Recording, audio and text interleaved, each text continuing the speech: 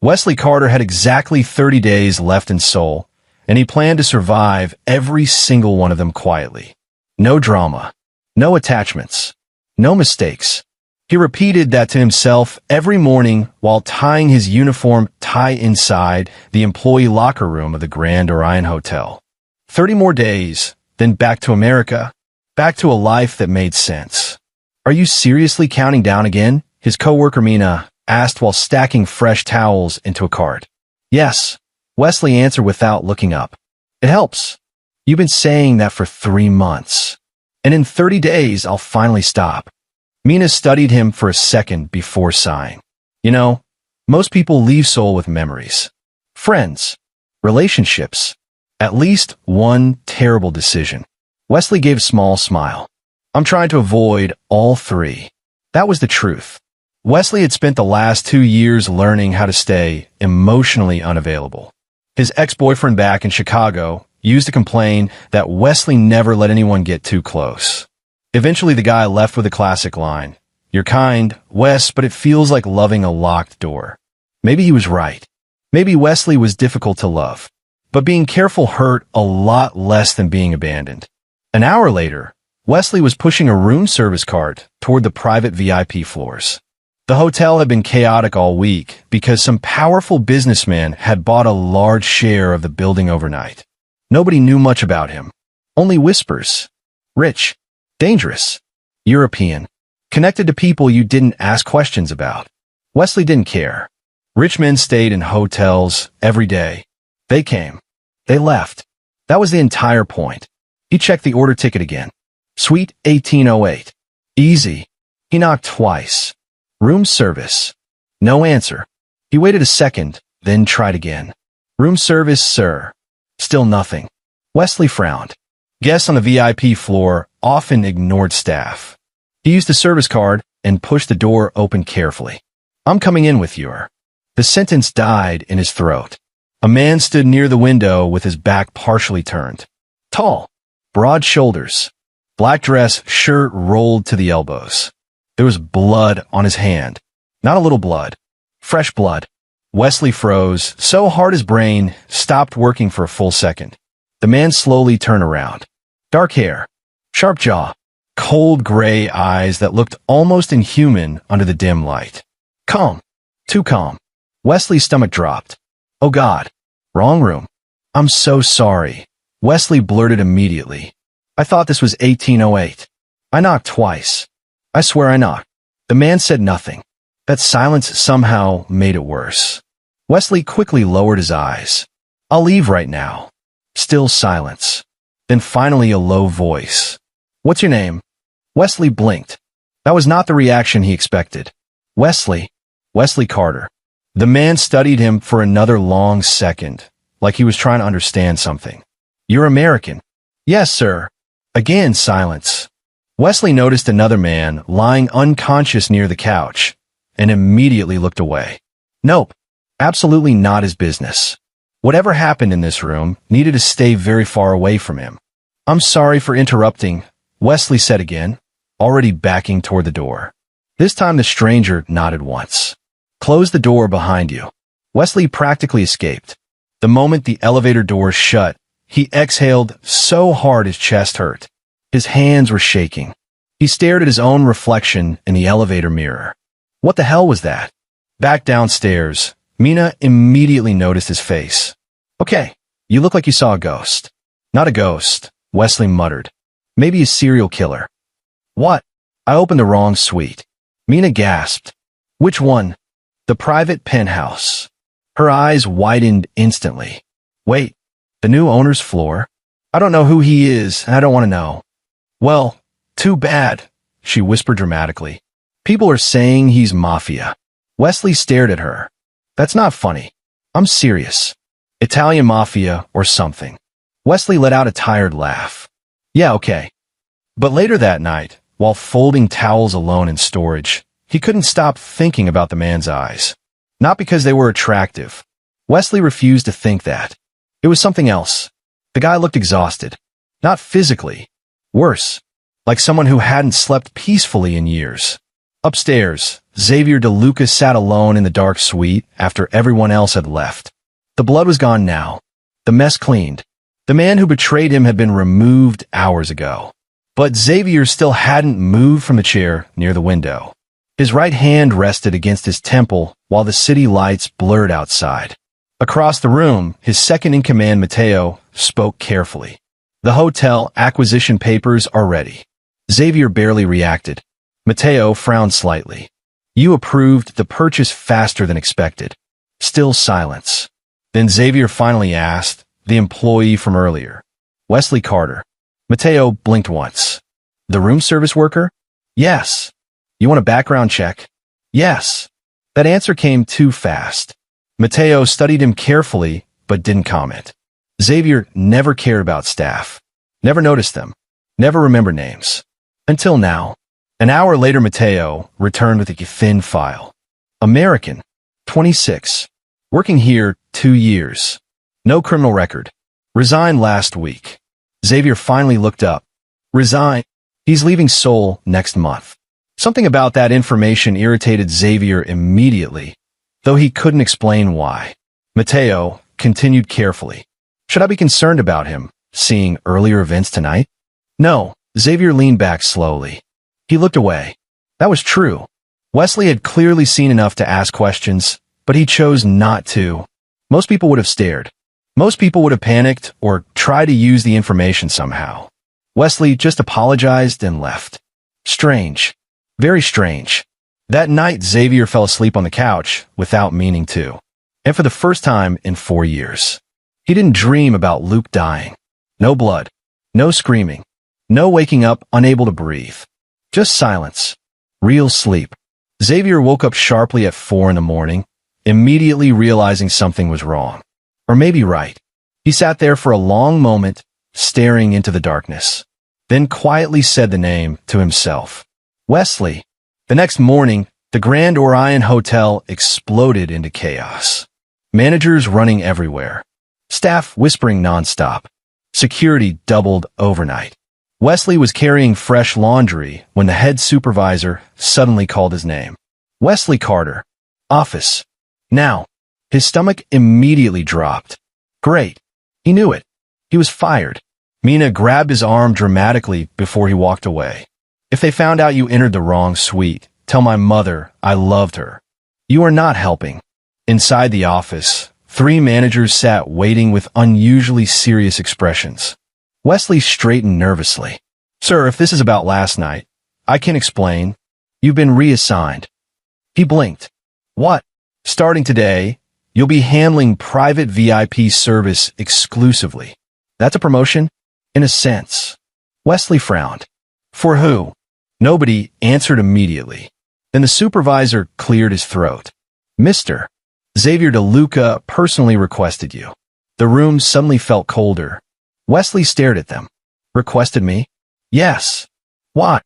Another uncomfortable silence. Finally, the manager said carefully, Mr. DeLuca prefers consistency. That sounded fake even to Wesley. Still, refusing a direct request from the man who practically owned the hotel now was impossible. 20 minutes later, Wesley stood outside the private penthouse suite again with a tray in his hands and tension twisting in his stomach. He knocked carefully this time. A deep voice answered almost immediately. Come in. Wesley stepped inside slowly. Xavier stood near the dining table wearing a dark suit now, completely calm, like the terrifying scene from last night had never happened. But those same cold gray eyes locked onto Wesley instantly. Wesley forced himself into professional mode. Good morning, sir. Your coffee. Xavier watched him approach. You almost quit, he said suddenly. Wesley paused. Sir, you resigned. Oh, so he really had investigated him. That's personal, Wesley answered carefully. Answer anyway. Wesley hesitated, then sighed softly. I wanted a fresh start. And Seoul isn't that? No, sir. Xavier stared at him for a moment longer before quietly asking, Where will you go? Home. Something unreadable crossed Xavier's expression. Then he stepped closer. Not enough to touch him. Just enough for Wesley to suddenly become very aware of how tall he was. From now on, Xavier said calmly. You'll only work this floor. Wesley swallowed slightly. Only this floor? Yes. That seems unnecessary. It's already decided. There was no aggression in his voice. Somehow that made it harder to argue with. Wesley adjusted the tray nervously. If there's nothing else you need, sir. Before he could finish, Xavier spoke again. You're afraid of me. Wesley looked up too quickly. No. A pause. Then more honestly, maybe a little. To his surprise, Xavier almost smiled. Good, he said quietly. That means you're smarter than most people around me. And for some reason, that answer stayed in Wesley's chest long after he left the room. Wesley quickly learned that working exclusively on Xavier DeLuca's floor was nothing like normal hotel service. The schedule was quieter, the hallways emptier, and the security far more intense.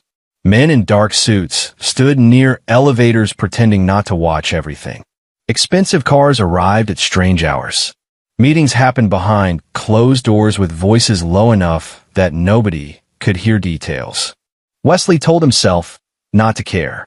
He only had a few weeks left in Seoul. Survive the month. Leave clean. That was still the plan. The problem was Xavier himself. The man kept doing things that made it impossible to stay emotionally distant. 3 days after the reassignment, Wesley entered the suite one morning carrying coffee and nearly stopped in surprise. Xavier was already awake, sitting at the dining table with documents spread everywhere. Normally the man looked perfectly controlled, but today he looked exhausted. His tie was loose. His eyes shadowed from lack of sleep. You're up early, Wesley said before thinking. Xavier glanced at him. You're observant. You look terrible. The words slipped out accidentally. For half a second silence filled the room. Wesley immediately regretted it. Sorry, that sounded rude. But Xavier just leaned back slightly, watching him with quiet interest. Most people lie to me. I'm not most people. I noticed. Wesley placed the coffee down. You should probably sleep more. And you should probably stop giving orders to your employer. Wesley almost smiled despite himself. That wasn't an order. It sounded like one. Strangely, Xavier picked up the coffee immediately after that conversation and actually drank it while it was still hot. Wesley noticed because later that afternoon, the empty cup was still sitting beside Xavier's paperwork instead of untouched like usual. Small thing, but weirdly satisfying. Over the next week, more strange things started happening. Wesley's schedule suddenly became easier. Heavy cleaning duties disappeared. Somebody approved longer breaks for him without explanation. Every time difficult guests stayed on the VIP floor, security somehow redirected them away from Wesley specifically. At first he assumed management was being unusually kind. Then Mina ruined that illusion immediately. You know the scary Mafia guy is totally obsessed with you, right? Wesley nearly choked on his water. He is not. He absolutely is. He barely talks. That's worse, Mina whispered dramatically. Men like that don't waste attention on people unless they care. Wesley rolled his eyes, but later that evening he found himself thinking about it anyway. Because Mina wasn't completely wrong. Xavier watched him constantly. Not in a creepy way. Not openly. But every time Wesley entered a room, he felt those gray eyes follow him quietly like Xavier was trying to solve a puzzle nobody else could see. And honestly, Wesley didn't understand it either. One night, a drunk VIP guest grabbed Wesley's wrist near the elevator and smirked. You Americans always look prettier in person. Wesley immediately tried pulling away. Sir, let go. The man tightened his grip instead. Relax.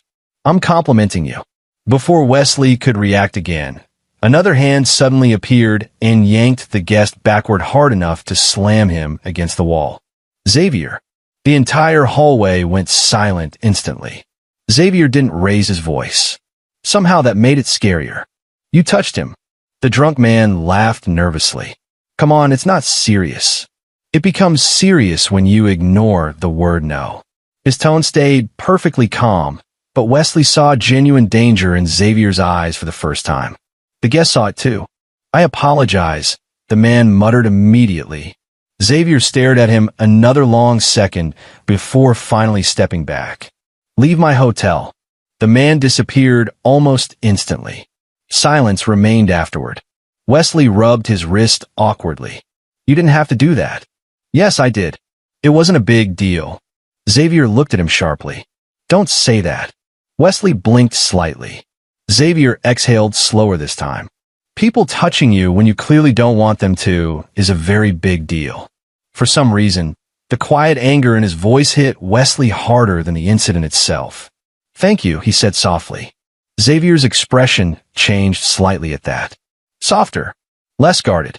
Then, almost like he regretted letting the moment become personal, he stepped back toward professionalism again. Go finish your shift. But after that night, something between them shifted. Not dramatically, just enough that Wesley stopped feeling nervous every time he entered the suite. A few days later, Xavier was on a call when Wesley brought lunch upstairs. The conversation sounded tense and mostly Italian, but Xavier suddenly coughed hard midway through it. Wesley frowned immediately. The coughing continued. Without thinking much, Wesley walked to the kitchen counter, poured warm water, added honey from the tea tray, then crossed the room and held the cup out. Xavier paused mid-sentence. The men on the phone were apparently still talking loudly, but Xavier ignored them completely while staring at Wesley instead. What is this? He asked quietly. Honey water. Your throat sounds terrible. A pause. Then Xavier calmly hung up on whoever he'd been speaking to. Wesley blinked. Were you in the middle of something important? Yes. Then why did you hang up? Xavier took the cup from him slowly. Because you sounded more important. The answer hit harder than it should have. Wesley looked away first. Dangerous. That was becoming dangerous. Later that same week, Wesley accidentally discovered the locked room. He was bringing fresh towels upstairs while Xavier was out in meetings. One of the doors near the back hallway had been left slightly open for the first time. Wesley normally wouldn't snoop. Really? But he only intended to close the door. Then he looked inside and froze. The room was an office. It looked preserved, like somebody's life had been carefully packed away, but never truly touched again. There were photographs everywhere. A dark-haired man smiling beside Xavier on a boat. Another picture of them sitting together on a balcony in Italy. A silver watch placed carefully inside glass. Old handwritten letters stacked beside a record player. And in the center frame, one photo larger than the others. Xavier smiling. Actually smiling. Not the controlled expression Wesley knew. Real happiness. Open. Warm. Wesley stared at it silently. That was Luke. The voice behind him nearly made him jump. Xavier stood in the doorway. Wesley stepped back immediately. I'm sorry. The door was open. I wasn't trying to. It's fine. No anger. That surprised Wesley more than anything. His eyes slowly returned to the photographs. You loved him. Xavier was quiet for several seconds. Yes. The answer carried so much weight that Wesley suddenly understood something important. Xavier wasn't emotionally cold. He was grieving. Still grieving. Years later. He died 4 years ago, Xavier said quietly. Someone betrayed us. Luke got in front of a bullet before I could. Wesley's chest tightened. I'm sorry. So was I. The silence afterward felt painfully human. Not mafia boss and hotel employee. Just two men standing inside a room full of memories neither of them knew how to fix. Finally, Wesley asked softly, why keep all this locked away? Xavier's gaze stayed on the photographs. Because if I close the door completely, he stopped there for a second before finishing more quietly. It feels like he disappears. That answer almost hurt to hear. Wesley looked back at the picture of Xavier smiling beside Luke and realized something else too. Xavier had not looked truly alive in a very long time.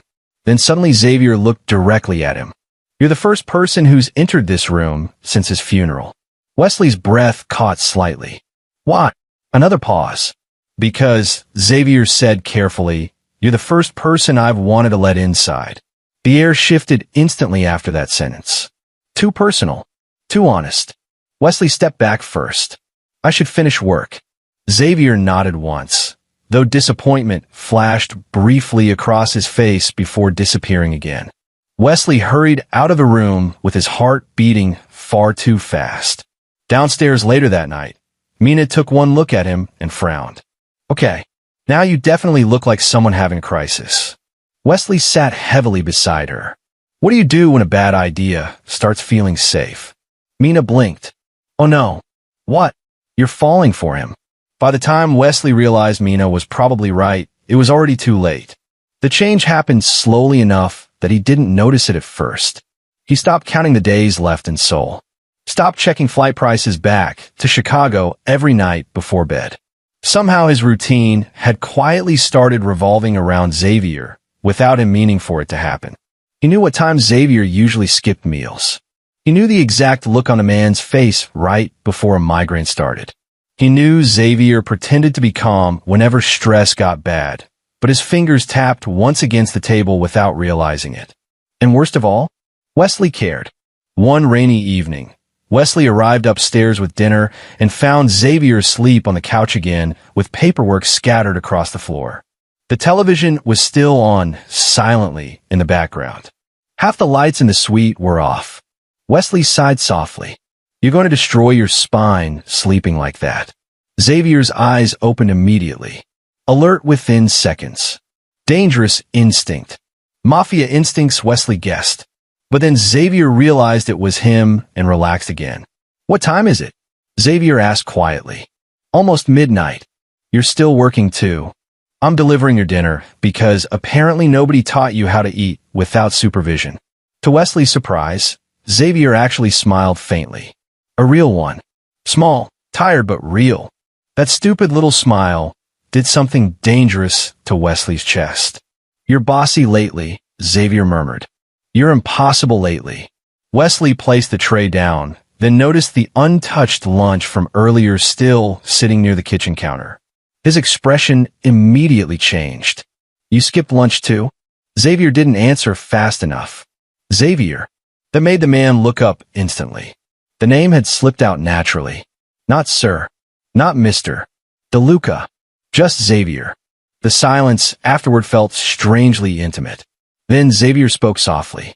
You only use my name when you're worried. Wesley looked away first. Eat your dinner. This time Xavier obeyed without argument. Wesley stayed while he ate. Neither of them mentioned it. The quiet between them no longer felt awkward anymore. It felt familiar. Too familiar. A week later, Peter arrived in Seoul. The moment Wesley saw his best friend walking through the hotel lobby with messy blonde hair and an exhausted grin, he immediately laughed and hugged him hard. Holy hell, Peter groaned dramatically. This city is expensive. You're the one who booked the flight last minute. Worth it.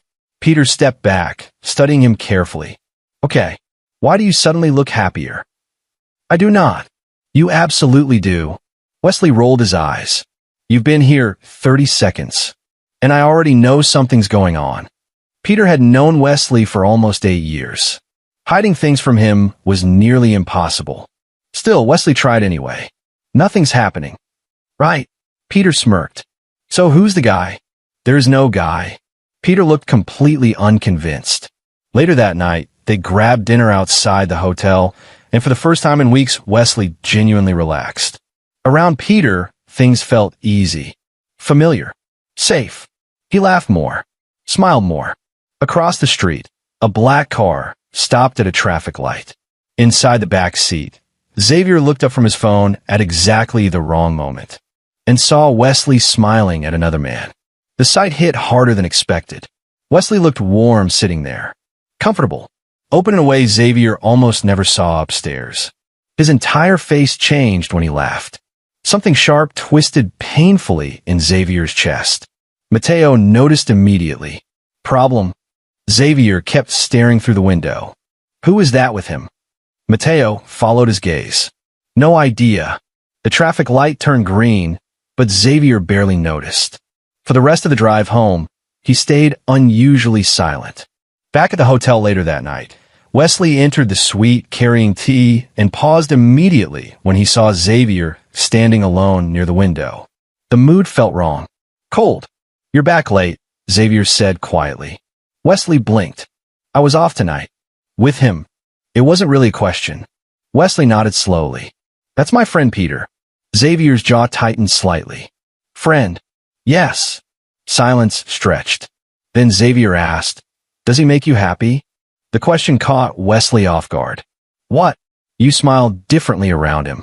Wesley didn't know how to answer that honestly without making things weird. "He's important to me," he said carefully. Xavier looked away toward the city lights again. "I see." The conversation should have ended there.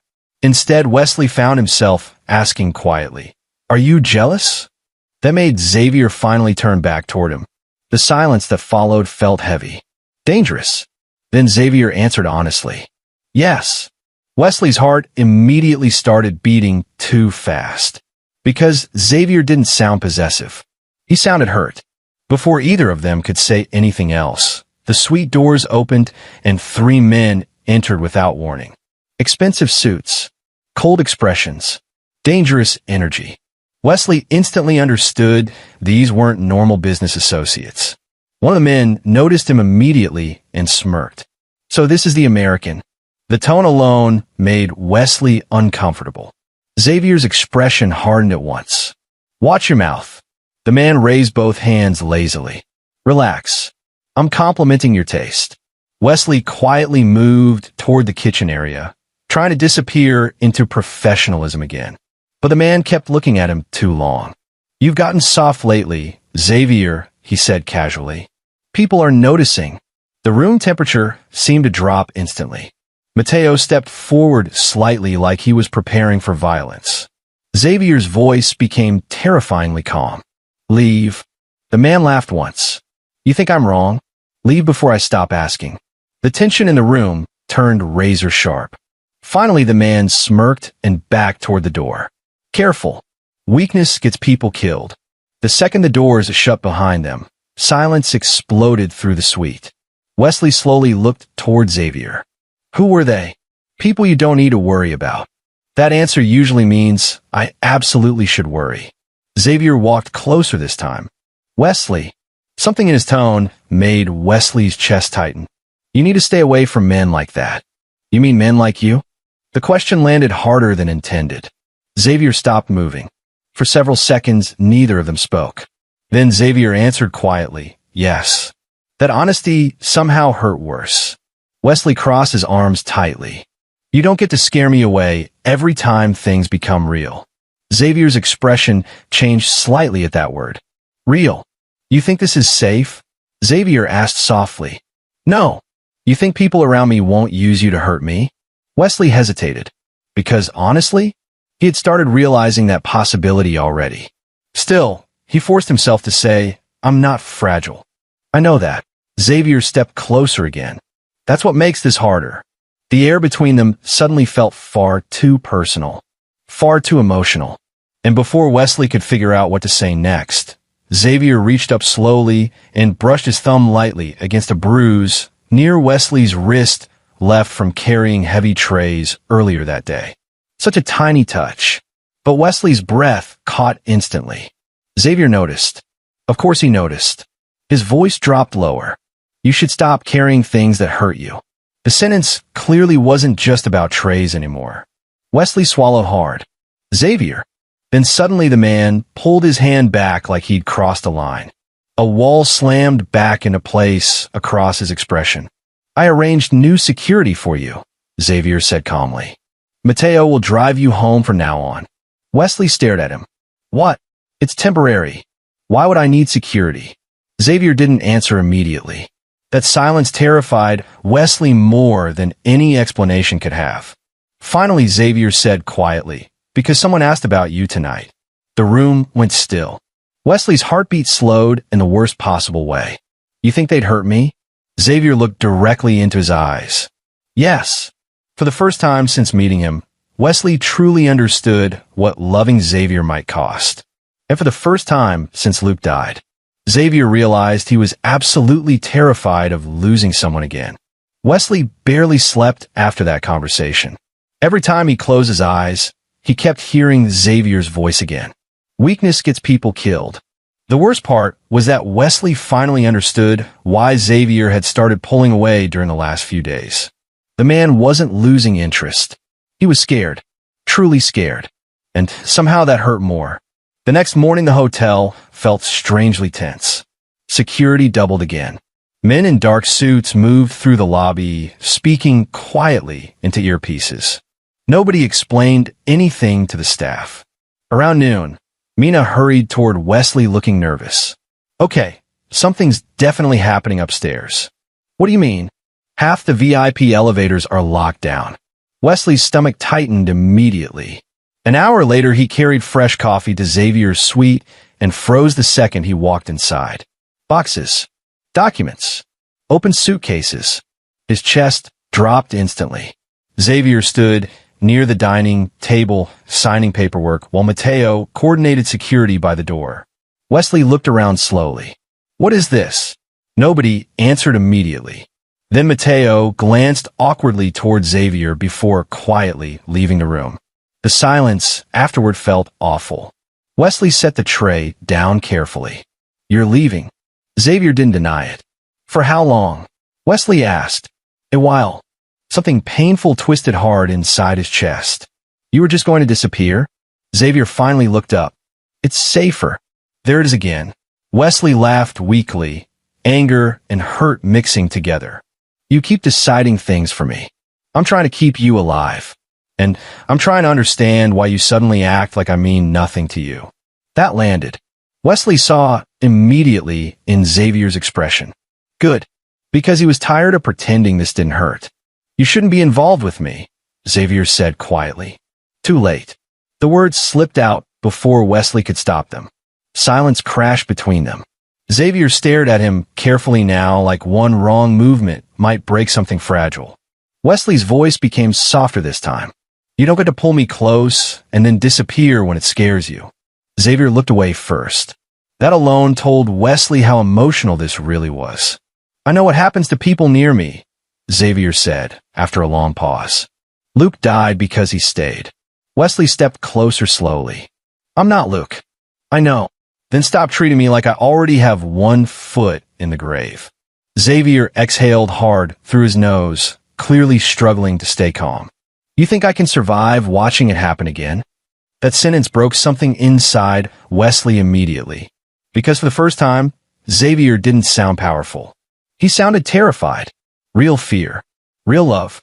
Wesley swallowed against the tightness in his throat. So your solution is to leave first? Yes. That's stupid.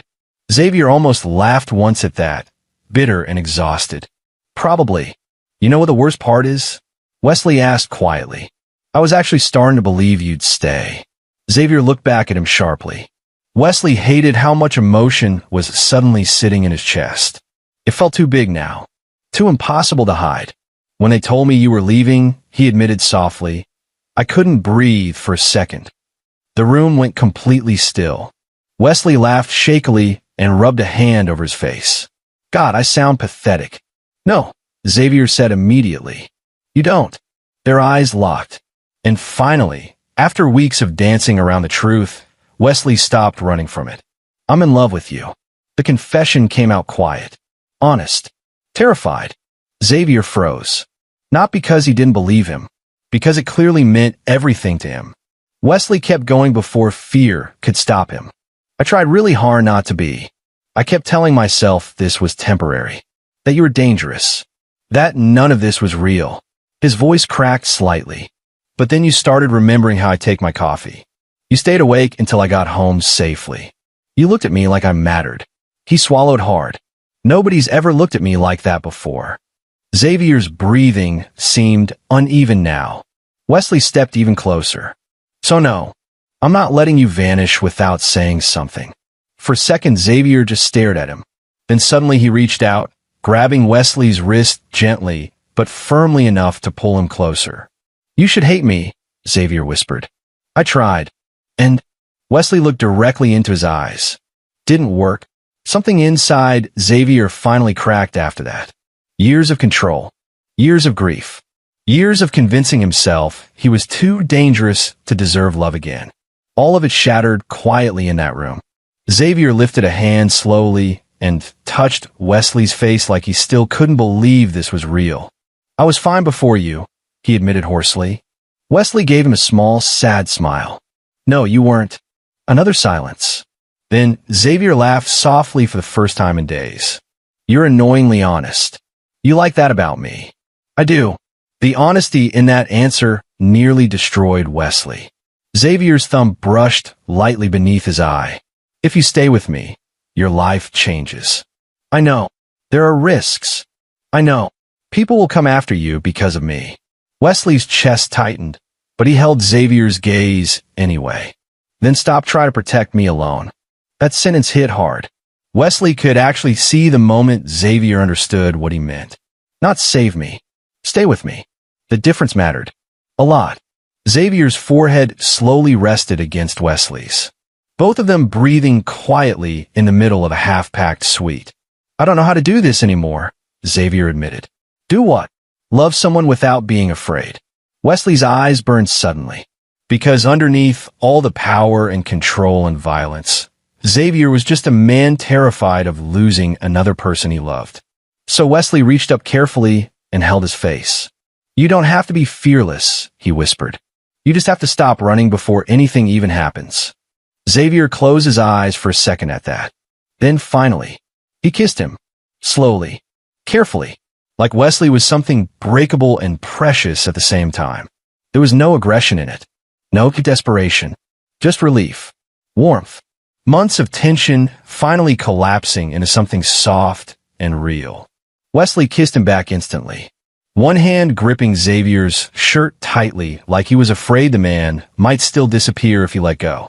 When they finally pulled apart, both of them stayed close enough to share the same breath. You have no idea what you've done to me, Xavier murmured. Wesley smiled shakily. Pretty sure I ruined your emotional stability. A quiet laugh escaped Xavier before he kissed his forehead gently.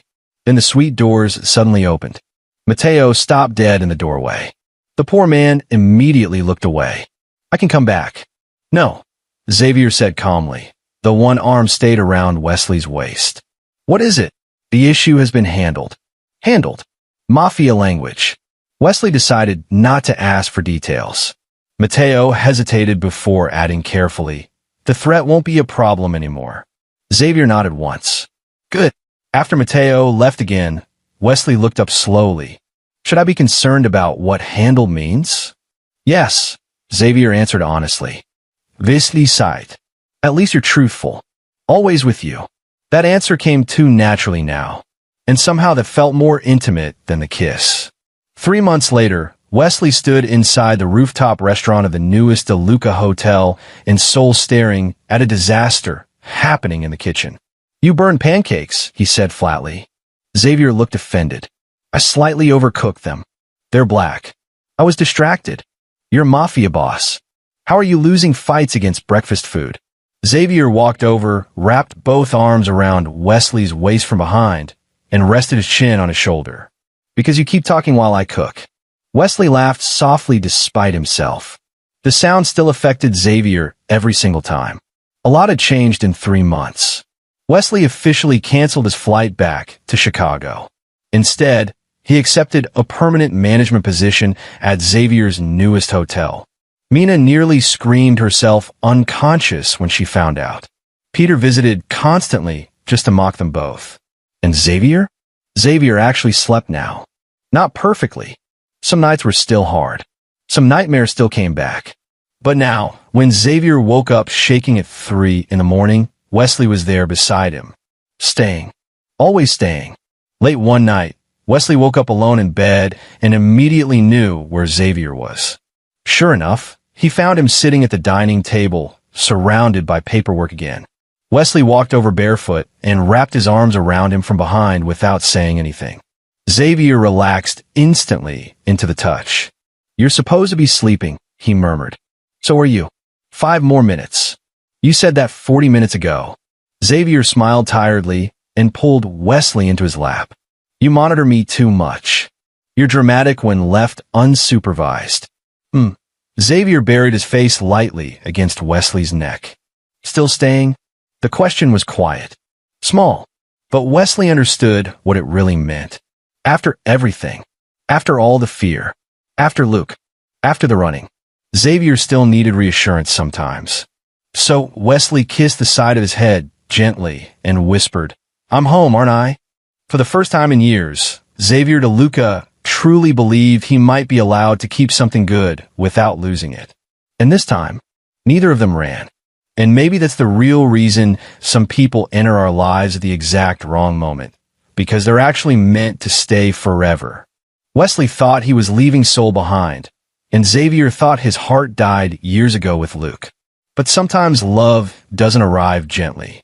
Sometimes it walks through the wrong door and changes everything. Thank you so much for listening to this story. If Wesley and Xavier stole your heart even a little, don't forget to like, comment, and subscribe. And tell me, would you run from a storm like Xavier, or stay if it felt like home? Until next time.